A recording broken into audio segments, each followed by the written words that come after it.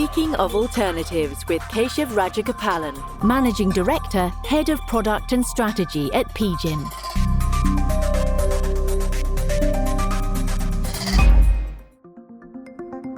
Securitized products, including asset-based financing, offer fresh opportunities for companies to access capital and for investors to diversify. Keshav delves into the dynamic and growing world of ABF with Edwin Wilches, co-head of Securitized Products at PGIM. Welcome to Speaking of Alternatives, the podcast where we dig into the many layers of the alternatives landscape. I'm very excited to have Edwin Wilches on with me, a good friend and colleague, and we'll be diving into private asset-based finance. Edwin is the co-head of Securitized Products at PGIM and runs over $145 billion across the securitized products landscape. Today, we're specifically going to be focusing on the asset-based finance world where PGIM is a market leader. A theme that is emerging in many conversations that I and others are having with clients and other investors is the blurring of public and private credit. And I think ABF sits right at the nexus of that. Edwin, thanks again for joining me. My pleasure. Thank you. To jump in, we'd love to just get to know you. What brought you into the world of investing? What brought you to PGIM and what's kept you here? Sure. So what brought me to investing in asset management? I went to Rutgers undergrad. Junior year college, I was really lucky. One of my econ professors invited me to participate in the Federal Reserve Challenge. And they grabbed a bunch of econ students at Rutgers and we got to compete, making believe we were studying Fed policy. And once I was able to experience this, I was hooked. I absolutely loved it. I pivoted my last year to focus predominantly on econ and was fortunate enough to land a job here at PGIM. And as you mentioned, that was over 2 decades ago. Pre-GFC, I was able to join the CLO structuring team. That was the start of my securitized career. And post-GFC, the opportunity set was quite clear for clients within securitized products. And a few years later, here I am, fortunate enough to co-lead the securitized team as I look out 2 decades beyond. What's kept me interested at my core? I do love puzzles, I love learning, and I love a challenge. Investing really combines all that. It's pattern recognition, looking at different data trends across markets, trying to solve evolving puzzles. There's constant change, keeps you learning. I'm really drawn to that challenge of trying to make decisions amid uncertainty while connecting insights from econ, psychology, and technology, really to help our clients. So to me, that's all super exciting. The world keeps changing, we keep changing, and it's nice to be at the forefront of all of that. Well, you can definitely hear the passion in your voice. And as you talk about the 2 decades at PGIM, what strikes me is how many different hats you've worn, whether it's starting in an ops role, a structuring role, investing role, now obviously a management team leadership role. And as you mentioned, what's happening in your space specifically is so much rapid change that learning must be fun, but also paramount to continuing to build and grow our platform for our clients. To set this up, asset-based finance, what is it? Maybe put it in the context of securitized products. And then we'll dive into some other themes, but it'll help set the landscape overall. So I would say securitized products at its core is fixed income securities that are securitized or collateralized, or stated differently, secured by generally hard assets or some sort of real asset. So at its core, we're financing the real economy. An important development in today's investment world is the blurring of lines between public and private credit. This is creating new opportunities for financing. Public or securitized products or ABF or the private side, it is very similar. And I think at the core, the true difference is how investors are finding these assets. On the public side, there's generally going to be a bank that is an intermediary. Some originator or someone needs financing, and a bank has helped them come up with the best solution for that financing, and they'll come to capital markets. Again, it sounds awfully similar to what you might see in the corporates, right? There's some financing need, and Wall Street banks will help find an asset owner for it. On the ABF side, again, similar, except that now we have a team that's working directly with the folks that need that financing, not too different from our corporate colleagues. Well, we're working directly with the originators or working directly with the companies that are looking for alternate sources of financing. And we're able to structure our cash flows, structure our risks, structure our tenors to match the needs of our clients. The opportunity set is quite large. If we take a really big step back, securitized products on the public side is about $4 trillion. And from the private side, we think the addressable market's somewhere around $10 trillion. But if you look at everything in the banking system that's kind of, in theory, up for grabs, those numbers can get up to $40 trillion. So we're talking about an asset class that's very large. Where is this coming from? GDP in the US is about $29 trillion a year. All of that GDP needs financing, and we're seeing the banking system lend differently. And we think the need for capital continues to grow. Securitization and ABF in particular are going to be critical sources of funding for the real economy. And Keshav, where we see this really increasing a lot is actually globally. In the US, we have a very developed capital market system, very developed securitized product and growing private ABF market. But we're really seeing some changes in Europe. And a lot of this is being driven by regulation. And the catalyst was Mario Draghi a few quarters ago saying we need to get GDP back on par with the rest of the world. That's going to require securitization is not the silver bullet, but it is a key part of the solution. So we're really excited. We're seeing growth in our market everywhere, but it comes back to there's a real economy need for this. There is a growing secular change of how the economy funds itself, not just in the banking system, but away from it. And we're seeing a lot of growth. At its core, ABF is really private securitized products. It's going to have different asset types. Sometimes there'll be different types of risk, but by and large, it's all secured lending against an asset that we're originating or sourcing it differently than we would on the public side. I think a lot of themes there, and thanks for the good and quick and helpful primer.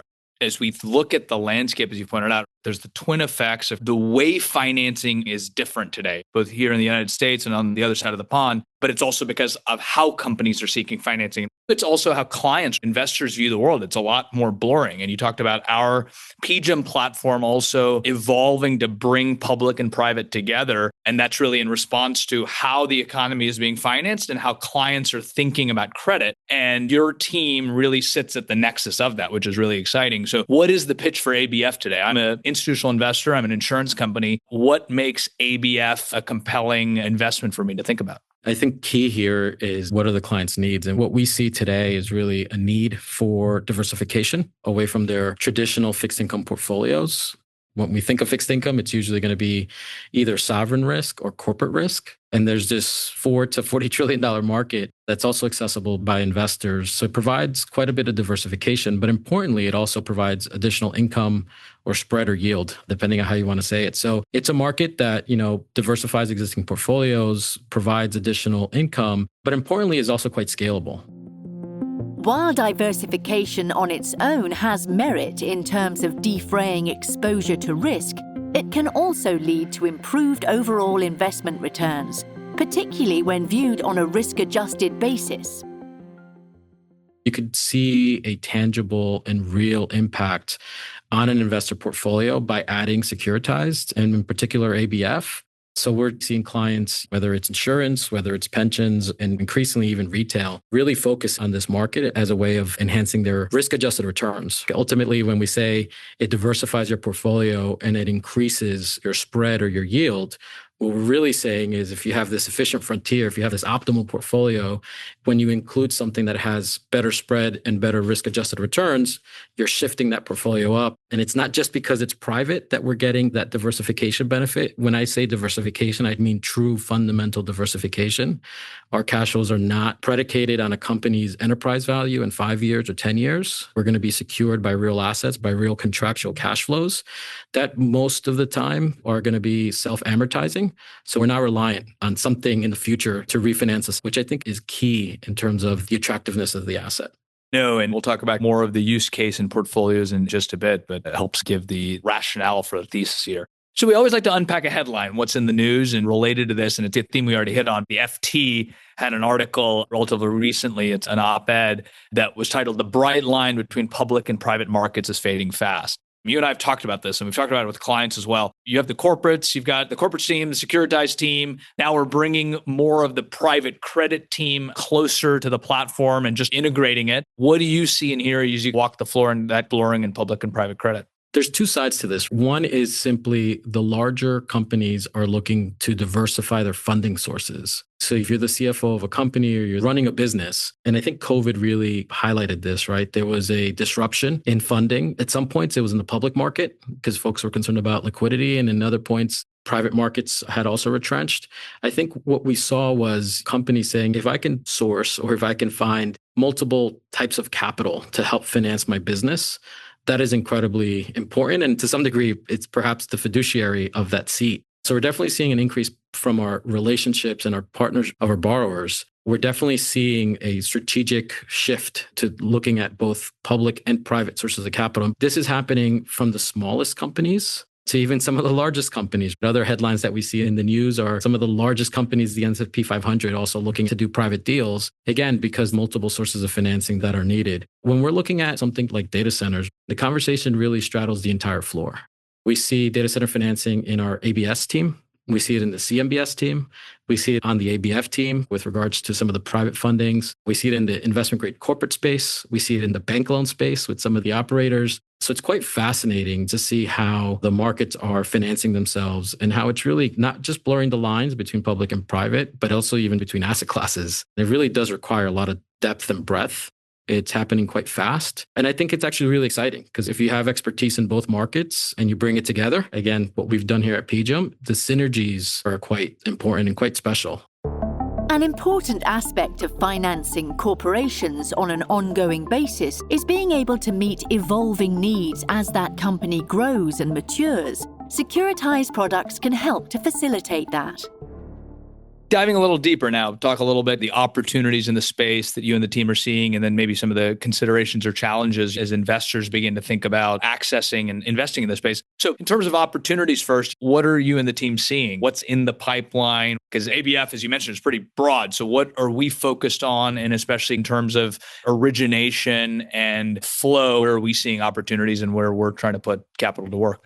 There's a lot of folks that have been coming into ABF. And again, it's probably important to at least acknowledge that ABF wasn't a term maybe 5 years ago, or definitely not 10 years ago. However, when we're talking about privately originated securitized, something we've been involved in for over 3 decades. So this is not a new market. It's just maybe more of a new label. But as we see more and more folks coming in, one of the things where we have a competitive advantage is having a full field of vision. And our core principles is we want to lend where there is a supply, demand, and balance of capital. Where is that? A couple years ago, we saw opportunities in things like fund finance.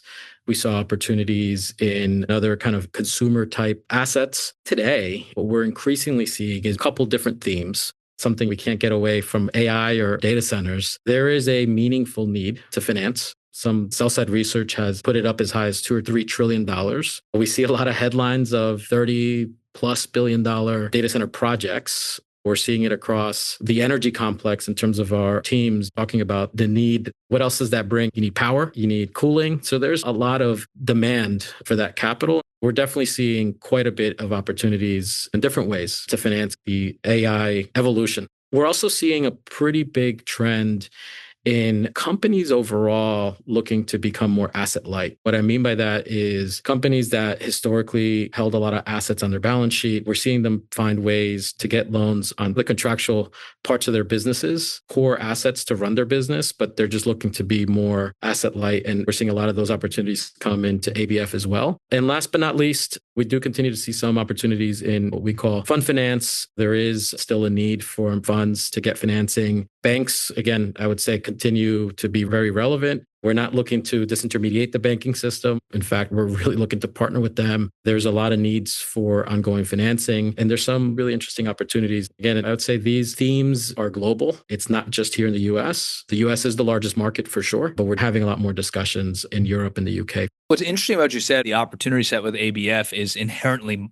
almost kind of multi-strategy, multi-asset, right? You can have different exposures built through ABF as an asset class that, again, comes back to kind of the fundamentals of contractual cash flows, but the exposures that you could build around it could be very specific if you're trying to dive after one area, if you want to play that AI data center piece, or if you're looking to build a multi-asset, multi-exposure strategy, you can do that as well too. Absolutely. It allows you to diversify within the strategy. I think one of the challenges post-GFC, we saw a couple dedicated specialty lenders, which today are kind of mostly rebranded to ABF. And they've had some great businesses. They were very niche. I think as the market has continued to grow, I expect to continue to see some consolidation across these niche players. I think part of the reason for that is that the opportunity set is broad.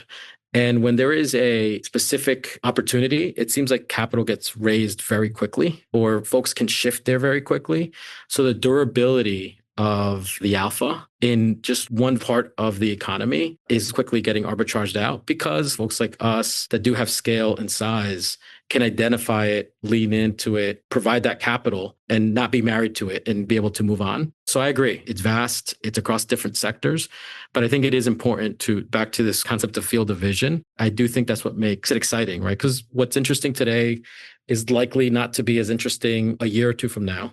And as the economy evolves and the banking system evolves, let's not forget in a few years, there might be different regulation and different concerns and different needs. And it's important to remain nimble with your eyes open in terms of what the opportunities are. It seems like ABF gives you that vantage point in terms of being able to finance different areas of the economy at different points in time. Talk to me a little bit about some of the challenges. Let's say I'm a new investor in this space. What are some of the things I need to think about? Some of the challenges, as you point out, there's a lot of names popping up, a lot of interest in it. So how do you delineate the good from the bad and where you can find differentiation in terms of managers to partner with? I think what's key, and this is probably true for a lot of asset management, it's the teams. What is the depth of your team? Where does it focus? I think technology remains a very critical aspect of Securitised in general, but ABF in particular. While we have good amount of transparency and a lot of transparency in the assets that we're financing, it's a lot of data. And the need to analyze that data is real. And it's not just analyzing it on the first day, but it's continuing to surveil it month after month and make sure that you can actually appropriately size the risk through time. The other piece is just something clients and asset allocators need to think about. True ABF players, I think a simple question is, show me how much is being bilaterally originated. I think that is a real value add. The other piece is, how do you originate? We have an open architecture model, simply meaning we don't own any origination platforms. There are some very large players that focus predominantly on the origination businesses they own. I think through cycles, there's going to be benefits and drawbacks to each of those strategies. Having an open architecture platform can provide value in many ways, including diversification. It can also facilitate a more nimble approach, avoid conflicts of interest, and provide the potential to achieve better overall results. We do think that having a bit more of an open architecture lends better to our first principle thinking around relative value. We don't want to be tied down to being captive to origination that we have to fund because we own the platform. We constantly try to avoid conflicts in our business. Again, this per durable alpha concept through time. But I think those are two key things. It's how much is truly bilateral. What is your area of focus? Again, we favor having this full field of vision, having a lot of different places to look at. And then ultimately, do you own the origination or are you able to pick and choose? Back to that first principle point, we're trying to find places where we're going to get paid to provide financing because there's a true demand, supply, and balance in the need for capital. And I think that's where you get really the best risk-adjusted return. And this will continue to change as time rolls on. As you think about investors coming into this space, how should they be thinking about liquidity? These are shorter duration, usually floating rate assets. So there's natural liquidity in the sense that you're not buying a 30-year bond here. But how should you think about the constraints given these are complicated, structured transactions? So what's a consideration there that is always top of mind for you as you look at things? Yeah, investor communication is key. So we want to always make sure investors understand what we're looking to invest on their behalf. And a lot of it is actually quite circular. It's really asking them, what can we help you with? There's a good amount of our space that is floating rate. There's a good amount of opportunities also in fixed. And then tenors generally, and I think this is definitely where you were going, are going to be somewhere between 3 and 5 years. So in terms of liquidity and how clients think about it, a lot of it is just trying to structure portfolios the way they want us to. Our ability to sell these assets is going to be quite limited. These are sometimes or many times bilaterally originated or, as you mentioned, are hard to transfer or just require a lot of depth in both the analysis and the team to get your arms around it. Generally, we're looking at ABF as an asset that you're going to hold. There are opportunities for us to get liquidity, but that's not how we frame it to our clients. We say, just assume we're going to own it. Now, if clients are thinking, okay, well, I have a 1 or 2 or 3 year time horizon, or I'd like to incorporate ABF into maybe a liquid portfolio and think of this as almost like a semi-liquid complement to a broader strategy, then we could help say, okay, well, this is within the universe of opportunities we're seeing that we find attractive today. These are the types of cash flows that we can deliver you. And the good news is you can get liquidity monthly from ABF through natural amortization. I think a lot of it comes down to communicating appropriately with clients, and it's really portfolio construction. You mentioned the size of the market. Obviously, the origination is key, whether you're open architecture like we are, or maybe obviously have originators you own. But as people are trying to leg into this asset class. Often with private assets, you always think about kind of a deployment timeline. What is it in ABF and how should investors consider that? To me, like the simplest answer is just thinking through the broader piece. So when I look at just generally speaking, just corporate credit, and I think this is where it's quite different. So if we look at whether it's public or private, or just say large corporations or small ones, outstandings in whether we're talking about investment grade, high yield, lev loans, direct lending, have been relatively stable. If you just look at leverage finance, we've seen and we often hear BSLs losing assets to direct lenders and direct lenders are coming to BSL and then high yield. There's a shift. But to me, if I just bucket that all as leverage finance, that market has been relatively stable, maybe even shrinking because there's been defaults and maybe there's some M&A where they get taken into IG. So that market's actually been quite stable. And so what happens is you continue as the demand for that asset increases, the supply of the asset hasn't really moved. Companies, maybe you need more M&A to create more of this asset. Same thing on the IG side. We saw companies raise a lot of cash during COVID. This one, we added it to it because everybody needed liquidity. But post that asset raise, we've seen a lot of stability. Conversely, in ABF, it's quite the opposite. We've seen banks lend differently. If you think about just regional banks, and we're not talking about the largest banks, but the super regionals, regardless of where we are today, they have to hold more capital. All that excess capital that now has to be put on their balance sheet means they're not lending into the real economy. We've seen the size of the securitized market grow. So this is public issuance. Just this year alone, we've seen over $1 trillion of issuance in the US alone. And again, we're seeing a lot more growth of securitized in Europe and Australia as well. But what we've seen on the ABF side is a large amount of opportunities because the economy is growing and you need credit formation. And the one place where there is an availability of capital is in the private market. So in terms of deployment, we're seeing a lot of opportunities, some very attractive ones, and then we expect that to continue in the foreseeable future. It sounds like part of it's that building a robust pipeline. You have to have the breadth of the platform and then different origination partnerships. Well, Edwin, thanks for such a terrific conversation. Obviously, unpacked quite a bit on asset-based finance, and this is a space that continues to be garnering a lot of attention, so I'm sure there'll be more conversations to come. But for me, really three main takeaways. Number one, we talk a lot about the blurring of public and private credit from the investor angle, where investors are no doubt looking at that blurring between the asset classes. But it's also on the financing side. Companies seeking capital are using tools like ABF to access capital, and that really is sitting squarely at the blurring of public and private markets. So it's really a financing side as well, too. Second is ABF can help with the diversification of a portfolio. And then within ABF itself, there's quite a bit of diversification because you can finance all sorts of companies and different parts of the economy. So even within ABF, you can build a fairly diversified portfolio that, again, with the goal being how investors can achieve better risk-adjusted returns by moving up the efficient frontier. And third, it really is about distilling down what ABF is. It's contractual cash flows, as you put it. So in terms of investors thinking about the use case for this asset class, be they insurance companies, pension plans, or other institutions, it's really understanding that what you're focused on is contractual cash flows. Edwin, thanks for a great conversation. And thanks to all of you for tuning in. It's been a real privilege, Keshav. Thank you. Join us next time on Speaking of Alternatives.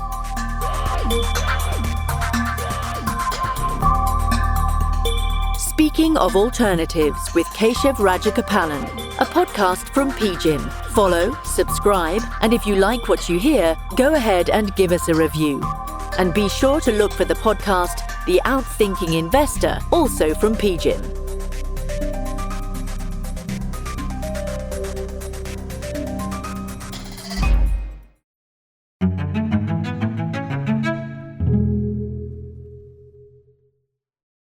This podcast is intended solely for professional investor use. Past performance is not a guarantee of future results. All investments involve risk, including the loss of capital. PGIM is not acting as your fiduciary. The contents are for informational purposes only, are based on information available when created, and are subject to change. It is not intended as investment, legal, or tax advice and does not consider our recipients' financial objectives. This podcast includes the views and opinions of the authors and may not reflect PGIM's views. PGIM and its related entities may make investment decisions that are inconsistent with the views expressed herein. This podcast should not be reproduced without PGIM's prior written consent. No liability is accepted for any direct, indirect, or consequential loss that may arise from any use of the information contained in or derived from this podcast.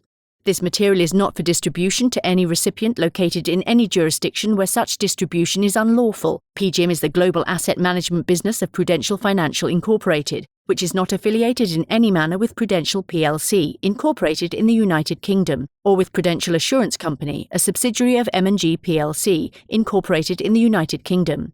Copyright 2025. The PGIM logo and the rock symbols are service marks of PGIM's parent and its related entities, registered in many jurisdictions worldwide.